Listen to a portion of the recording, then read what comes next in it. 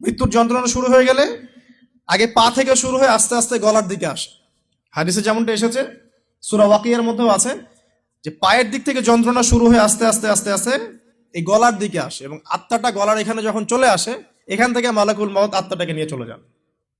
এবং চোখ দিয়ে তাকিয়ে থাকে মানুষ। রুহটা চলে গেলে মানুষ চোখ দিয়ে তাকিয়ে থাকে।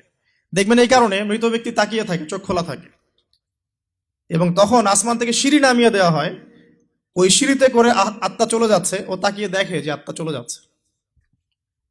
এবং মানুষ মারা যাওয়ার পরে চোখ জীবিত থাকে অনেকক্ষণ। মেডিকেল সায়েন্স যারা পড়েছে তাদেরকে জিজ্ঞাসা করবেন, মানুষ ডেড হয়ে গেলেও চোখ দেখবেন আরো কয়েক ঘন্টা, হয়তো আরো নির্দিষ্ট একটা সময় পর্যন্ত চোখটা কিন্তু জীবিত থাকে।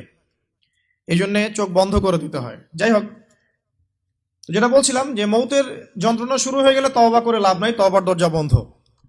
আর পশ্চিম দিক থেকে সূর্য উঠে গেলে তওবা করে লাভ নাই, তওবার দরজা বন্ধ।